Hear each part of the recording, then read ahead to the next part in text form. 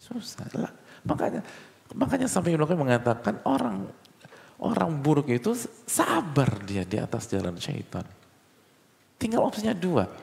Anda mau sabar menuruti Ar-Rahman Ar-Rahim yang maha sayang sama Anda dan mengasihi Anda, atau Anda mau sabar di jalan Ar-Rajim, makhluk yang terkutuk tersebut.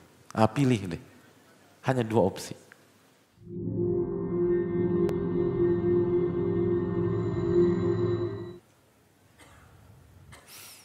Ada sebuah ucapan penting yang disampaikan oleh Ibnul Qayyim rahimahullah ta'ala dalam Uddatus Sabirin. Dan ini penting buat kita, khususnya bagi yang berat untuk sabar. Dan memang sabar itu berat, hadirin. Wasabru diya, kata Nabi SAW. Sabar itu seperti berada di bawah terik sinar matahari di pertengahan siang, panas memang. Dan sulit, nggak ada sabar yang mudah. Sabar itu susah. Dan cukuplah sabda Nabi SAW di atas menjelaskan itu, wasabru diya, sabar itu berat atau panas. Makanya mayoritas nggak berhasil, walaupun pahalanya unlimited,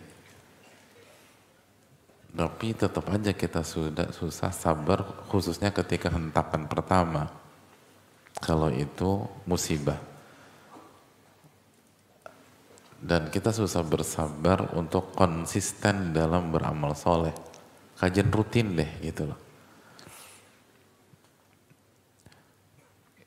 Kita tahu bahwa kajian rutin keutamanya luar biasa. Nazalat alaihimus sakinah. Ketenangan diberikan oleh Allah Subhanahu wa taala. Wa ghasyiyatuhumur rahmah. Dan rahmat Allah Subhanahu wa taala meliputi majelis tersebut. Wa hafathul malaika, malaikat menaungi, dan Allah menyebutkan. Tapi siapa atau berapa persen yang istiqomah di kajian rutin? Atau kenapa tablik akbar secara umum lebih ramai daripada kajian rutin? Karena unsur sabarnya beda. Sabar tablik akbar cuma sekali aja. Tapi sabar dalam kajian rutin, Anda harus setiap sesi datang. Dan itu nggak mudah. Jadi walaupun kita tahu dalilnya, keutamaannya, lalu sabar tuh pahalanya, kajian itu pahalanya banyak. Sabar dalam kajian itu pahalanya beda lagi, unlimited. Innama yuwaffas sabiruna ajrahum bighairi hisab. Sesungguhnya orang sabar itu diberikan ganjaran tanpa batas, tanpa limit. Jadi kita tuh ketika istiqomah di kajian rutin, itu artinya kita dapat dua pahala. Pahala menuntut ilmu dan pahala sabar dalam menuntut ilmu. Dua pahala. Tapi walaupun demikian, kan tetap nggak mudah. Gitu. Tetap nggak mudah. Sulit konstan dia datang terus-terus panjang tahun itu susah. Karena tadi as-sabru diya, sabar itu panas kata Nabi SAW. Itu cahaya yang panas. Nah, ada sebuah fakta menarik dijelaskan Ibnul Qayyim dalam masalah ini. Beliau mengatakan bahwa fal karimu yasbir fi ta'atir rahman. Orang yang mulia itu adalah orang yang sabar dalam mentaati Allah Subhanahu wa ta'ala. Jadi orang yang mulia adalah orang yang sabar dalam mentaati Allah. Ini secara umum nggak ada isu. Nah,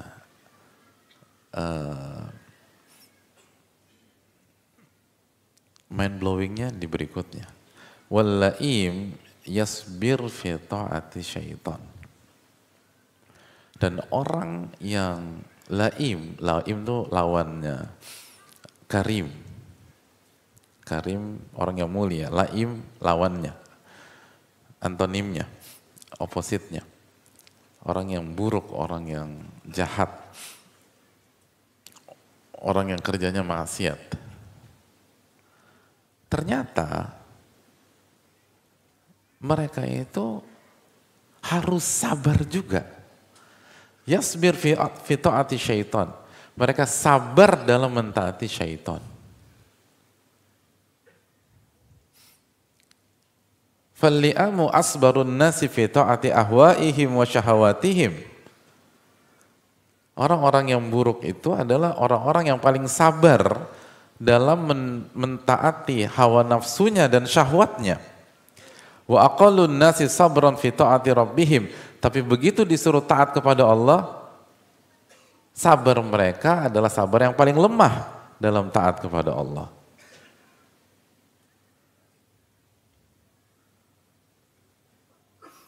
Jadi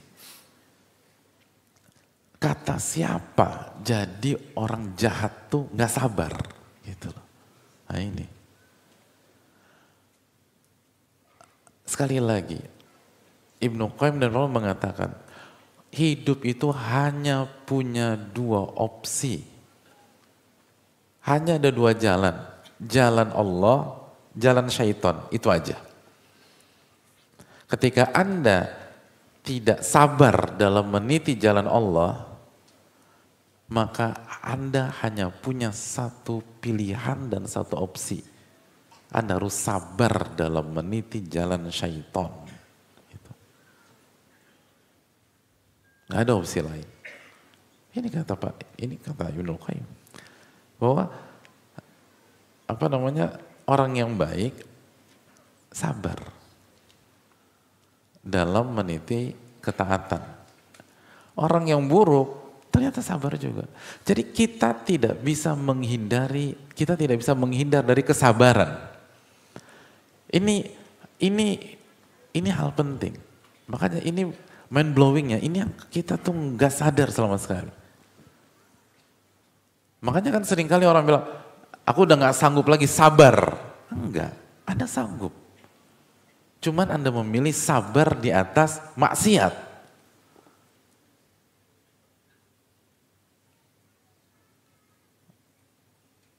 Karena opsi cuman itu. Opsi hanya itu. Makanya Ibnu Qayyim al-la'im fa innahu yasbir ittirara. Orang yang buruk itu ketika sabar itu terpaksa. Tapi intinya ada sabar. Anda nggak bisa menghindar dari kesabaran. Kesabaran itu bagian yang nggak bisa dipisahkan dari kehidupan. Benar nggak hadir? Orang lupa atau nggak sadar bahwa hidup di kehidupan yang penuh maksiat itu butuh kesabaran. Butuh kesabaran. Hidup, maksudnya apa sih butuh kesabaran? Ngerti atau bingung sih ini ngomongnya? Ini maksudnya gini loh. Maksiat itu nggak mudah. Maksiat itu berat. Maksiat itu pelik.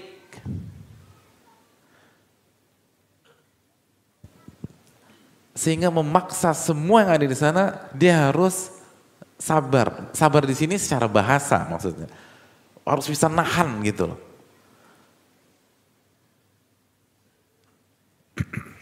Kan sabar secara bahasa etimologi apa? Al-imsak atau habes, dia nahan gitu. Saya ingin tanya, di dunia obat-obat terlarang dan teman-temannya, saya ingin tanya, sakau itu mudah atau sulit? Kalau Aneh jawab, tersangka.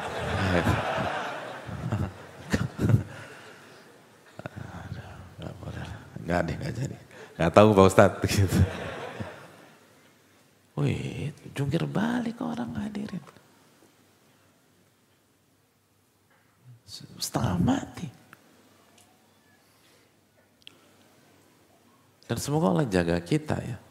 Tapi orang yang pernah ngalamin itu, dia akan mengatakan lebih berat nahan ketika sakau daripada nyari malam Lailatul Qadar. Benar gak sih? Clear, udah jelas sudah. Apa nyari malam Lailatul Qadar tuh sabar, tapi jauh lebih ringan. Anda cuma ngelawan rasa ngantuk, Anda gak perlu menggigil, Anda gak perlu halu. Paling halunya minta pop mie atau segala macam, lapar. Kan lihat orang nyari Lailatul Qadar, ini lihat kalau di sini, tanya Pak Yon misalnya, hafizahullah, gimana sih orang nyari Lailatul Qadar? Bayangin orang yang sakau, wah bisa. Wih, rusak. Itu poin, gak usah jauh-jauh kita. Itu yang dikatakan para ulama seperti Hudzaifah.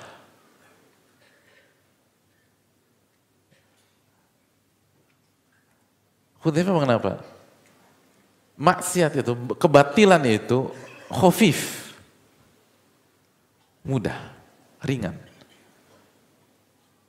Tapi cuma di awal ringannya hadirin. Wa huwa ma'akhifatihi wabi. Di awal ringannya. Setelah itu wabah bencana. Itu poin. Nah kita kemakan di fase awalnya itu. Sehingga kita pikir maksiat itu mudah.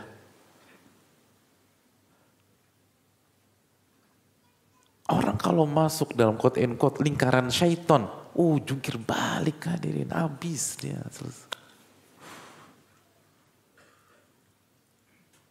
Berat. Apapun maksiat coba lihat. Bagi salah hadirin sekalian untuk punya teman yang masuk lingkaran itu. Dunia maksiat gitu. Dan masuk dalam. Gak bisa. Dan sebagian gak bisa keluar lagi. Sebagian bidang kalau Anda keluar diburu hadirin.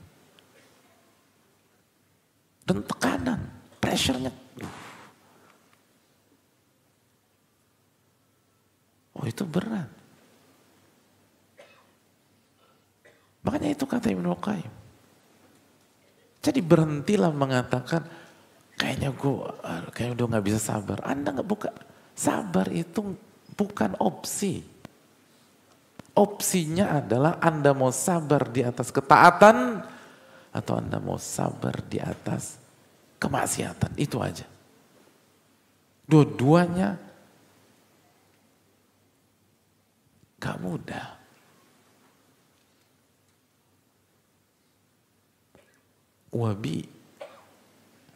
Wabah itu parah. Cuman di awal. Makanya kalau kita ngelihat orang yang merayu temannya untuk bermaksiat, semuanya polanya sama. Apa polanya? Mengiming-imingi fase awalnya. Selalu fase awal yang udah lu coba dulu deh satu sloki. Nanti kalau lo nggak ini lu buang. Gitu. Atau coba nih, lu coba barang gua dulu deh. Gitu. Nanti kalau lo nggak ini lo nggak pakai segala. Fase awal yang dikasih.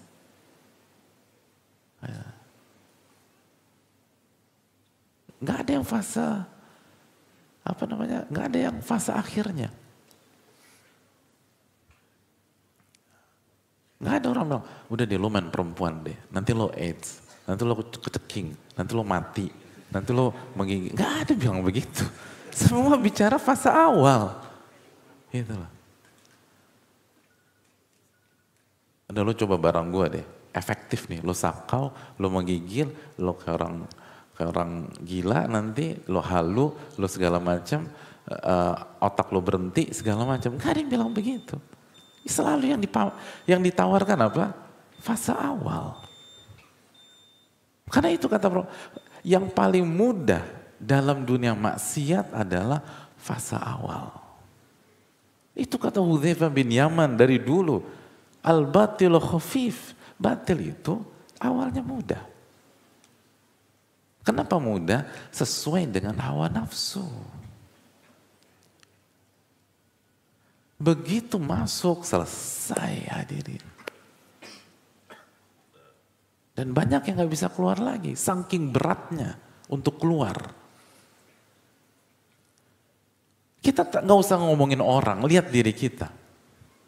Kita yang berpuluh-puluh tahun punya pola yang salah. Punya pola yang salah. Jauh dari Allah. Saya ingin tanya, kita hijrah udah berapa lama? Pertanyaannya, sampai hari ini, sudah bisa kita tinggalkan pola buruk kita tersebut? Mayoritas belum. Itu susahnya meninggalkan. Ditarik terus gitu. Gak susah, keluar dari itu susahnya minta ampun. Kita dipaksa terjatuh terus. Susah lah. Makanya sampai Ibnu Qayyim mengatakan orang buruk itu sabar dia di atas jalan syaitan. Tinggal opsinya dua.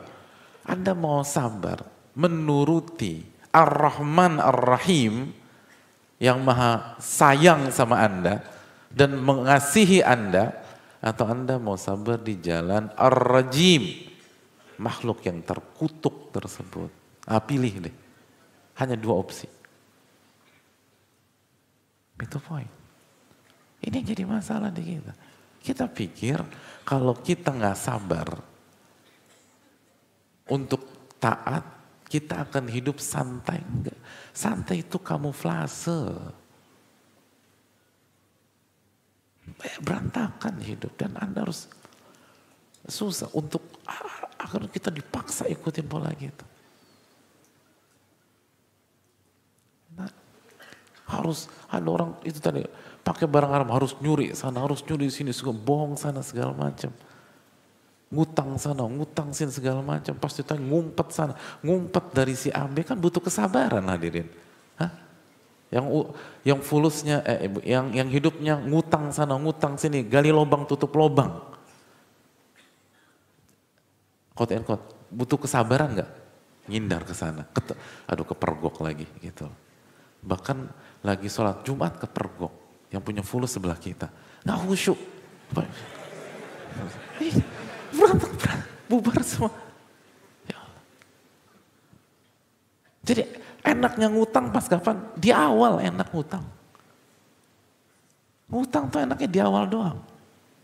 Habis itu udah dikejar-kejar orang, dikejar A, kejar B, kejar C, kejar D, dikejar.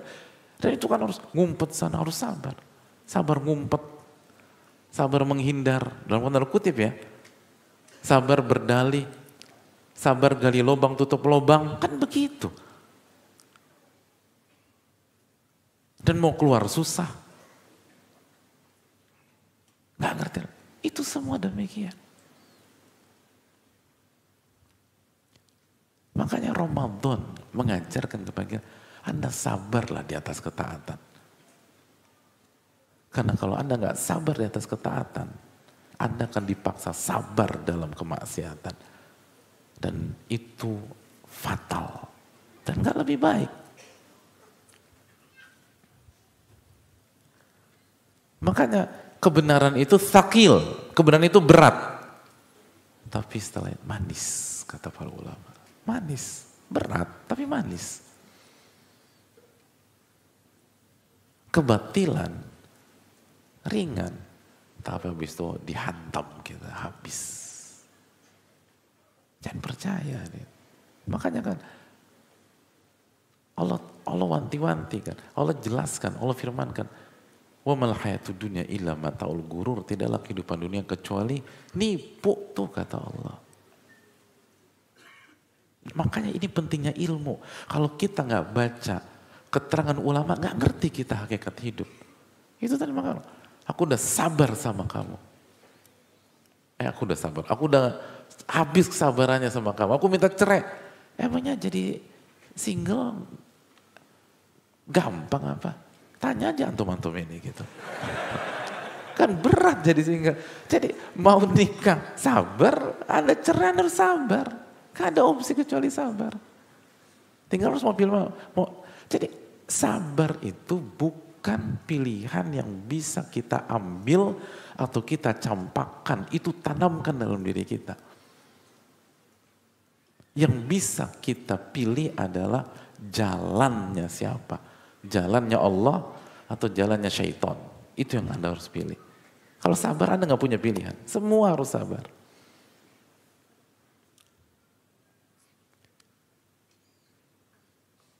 Pelaku itu maksiat itu sabar. Di bidang-bidang kemaksiatan yang expert itu sabar-sabar semua. Kalau nggak mungkin dia jago begitu. Tapi pertanyaan, bahagiakah hidupnya? Berkahkah? Tenangkah? Enggak.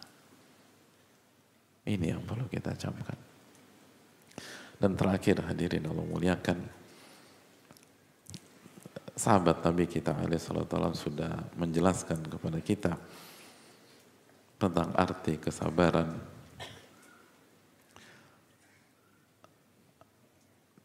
Di antaranya apa yang dikatakan Abdullah bin Mas'ud. Kata Abdullah bin Mas'ud, inna awwala man azhara islamahu sab'ah. Yang pertama kali memperlihatkan keislaman mereka ada 7 orang. Ada 7 orang yang pertama kali memperlihatkan identitas mereka, ada 7 orang. Yang pertama Rasulullah sallallahu alaihi wasallam, Abu Bakar As-Siddiq, Ammar bin Yasir, Sumayyah ibunya Ammar, Suhaib, Bilal dan Mikdad. Adapun Rasulullah, maka beliau dikafir oleh pamannya Abu Thalib. Abu Bakar dijaga oleh kaumnya. Adapun selain mereka disiksa hadirin. Disiksa. Fa'akhadhahumul musyrikun. Mereka disiksa oleh orang musyrik. Fa'albasuhum adra'al hadid. Mereka dipakaikan baju yang terbuat dari besi. Besi ada di Mekah. Panas bisa 50 derajat. Siapa di antara kita setelah hijrah ngalamin cobaan seperti itu? Kita tuh dimudahkan oleh Allah hadirin. Maka jangan mengeluh. Wa waqafahum fi syams. Begitu setelah dipakaikan baju besi, dipanggang di bawah matahari yang begitu panas di kota Mekah. Fama min ahadin illa waqad watahum ala ma aradu ghairu Bilal. Mayoritas mereka itu akhirnya menuruti, kecuali Bilal. Fa innahu hanat alaihi nafsuhu fillah. Kalau Bilal itu, kata Abdullah bin Mas'ud, itu udah mengkerdilkan dirinya di hadapan Allah. Udah gak peduli sama dirinya. Yang penting Allah diagungkan. Yang penting Allah ditauhidi. Yang penting Allah dimuliakan. Dirinya gak ada harganya bagi Bilal. Kita yang bikin gak sabar, masih baperan hadirin. Kenapa? Karena kita nganggap diri kita besar. Diri kita tuh tinggi. Bilal gak peduli sama dirinya. Yang penting Allah dimuliakan. Wahana ala qawmihi. Dan gak peduli juga apa kata orang bilang. Mau orang bilang A, B, C, enggak udah. Yang penting Allah sayang sama saya. Yang penting Allah cinta sama saya. Yang penting Allah ridho sama saya. Ini prinsip yang harus kita miliki hadirin sekalian. Lalu di antara nama-nama besar yang lain adalah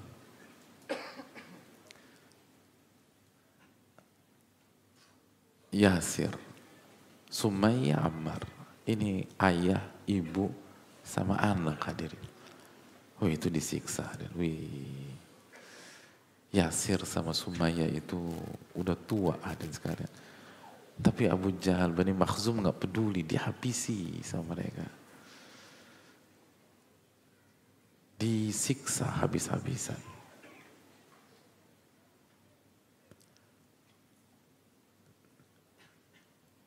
Sampai ketika mereka disiksa itu hadirin, Nabi SAW datang, kata Uthman cerita. Kata Uthman, saya pernah diajak Nabi SAW untuk mendatangi sahabat-sahabat yang lemah dan kasih motivasi ke mereka. Oh mereka lagi disiksa hadirin. Pas lagi disiksa itu diriwayatkan Yasir bertanya kepada Nabi SAW, Ad-dahra ya Rasulullah. Ya Rasulullah, apakah kita akan disiksa seumur hidup kita ya Rasulullah? Pertanyaannya udah begitu. Bukan bicara 1, 2, 3, 4 hari lagi. Bukan bicara 1, 2 bulan ke depan. Yang ada di benak mereka itu, apakah kita akan disiksa seumur hidup kita? Pertanyaan itu disampaikan kepada Nabiur Rahmah. Manusia yang paling sayang, manusia yang paling punya empati. Lalu apa kata Nabi SAW? Kata Nabi SAW, Sabrun ala Yasir, fa inna mau'idakumul jannah. Sabar wahai keluarga Yasir. Janji Allah bagi kalian adalah surga. Allah. Setelah mendengar ucapan itu suami istri Yasir dan Sumayyah gak ngeluh sama sekali. Gak ngeluh. Dan semakin yakin. Sampai klimaksnya Sumayyah membuat marah Abu Jahal. Akhirnya kaki kanan Sumayyah diikat ke seekor unta dan kaki kiri beliau diriwayatkan diikat di unta yang lain sehingga terbuka, mohon maaf, setelah itu ditusuk melalui alat vital beliau sampai tembus ke atas dan Sumayyah menjadi syahid pertama di dalam Islam. Itu mereka itu sabar di atas iman tuh sampai seperti itu. Dan cukuplah bagi mereka satu janji Nabi alaihi salatu. Kita setiap pekan itu dengar ayat hadirin. Setiap pekan itu dengar hadis Nabi SAW. Bagi Yasir dan Sumayyah satu hadis saja. Sabrun ala Yasir. Wahai keluarga Yasir, sabar. Janji Allah bagi kalian surga. Diam hadirin. Sabar mereka. Dan Allah masukkan mereka ke surga. Maka bandingkan perjuangan kita dengan perjuangan mereka. Gak ada apa-apanya. Kita ini udah dipermudah oleh Allah. Apa sih kendala kita di Ramadan nanti insya Allah?